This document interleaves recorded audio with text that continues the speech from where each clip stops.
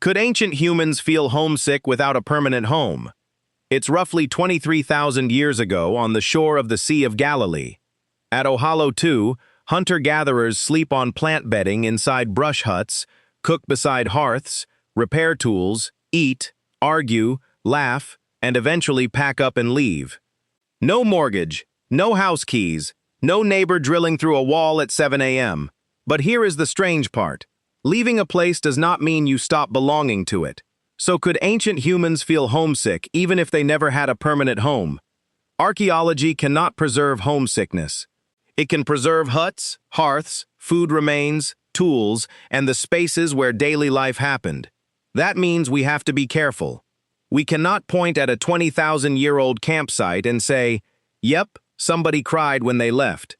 But maybe we are asking the wrong question. Maybe home never required walls in the first place.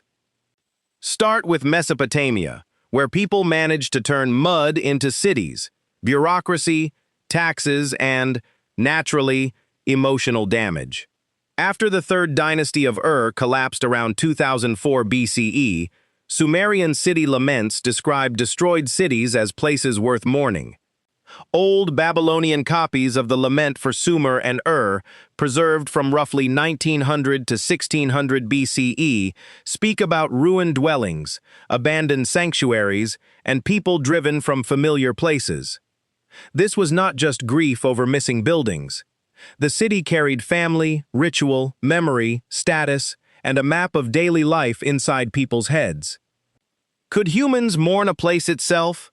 Yes. Yes, they could. And that gives us a clue about earlier hunter-gatherers. A seasonal camp, a river bend, a dependable spring, or another familiar part of a known landscape could matter emotionally even if nobody had a deed, a fence, or plans to stay forever. Then Greece gives us perhaps the most famous long-distance "I want to go home" story ever written. The Odyssey, composed around the 8th century BCE, follows Odysseus trying to return to Ithaca after years away. Cyclopes, storms, seductive immortals. Terrible travel package. 0 stars. But underneath the monsters, the story keeps returning to one simple idea. Ithaca matters because it contains his household, relationships, memories, and identity. The Greek idea of nostos, homecoming, was not just getting back to a building. It meant returning to the social world where you knew who you were. Now shrink that idea back into prehistory. Mobile hunter-gatherers did not need a permanent stone house for a landscape to become familiar. Water, shelter, plants, animals, paths, and other people could turn geography into something more personal. You might sleep somewhere else next month and still know exactly which part of the world felt like yours. No front porch required. Rome gives us an even more personal example. In 8 CE, Emperor Augustus exiled the poet Ovid from Rome to Tomis on the Black Sea. Ovid spent his exile writing works including the Tristia, grieving his separation from Rome, his wife, his friends, his language, and the familiar social world he had lost. In Tristia 1.1, he imagines his book traveling back to Rome without him. Augustus, basically, sent him the ancient equivalent of a "your access has been revoked" email. Efficient, cold, very imperial. Ovid's complaint is useful because he misses several things at once: place, people, routine, reputation, and the version of himself that existed only in Rome.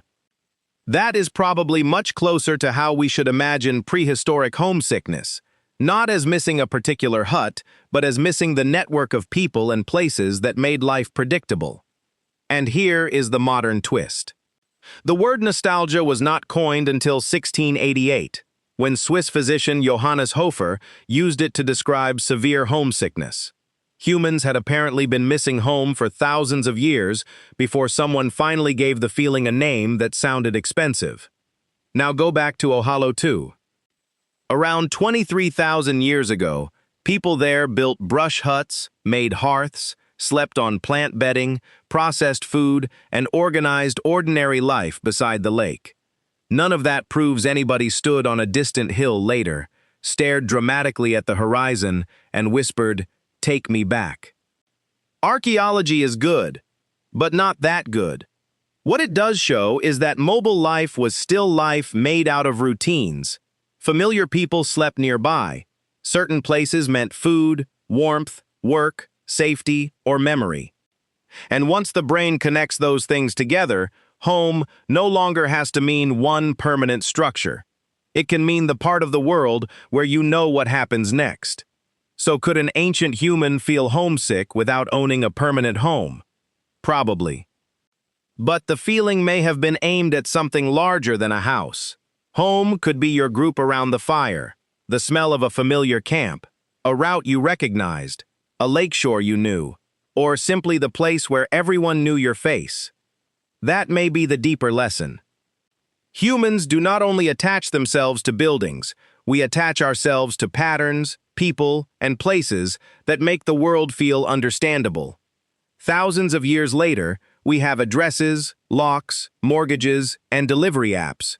But that older definition may still be hiding underneath all of them.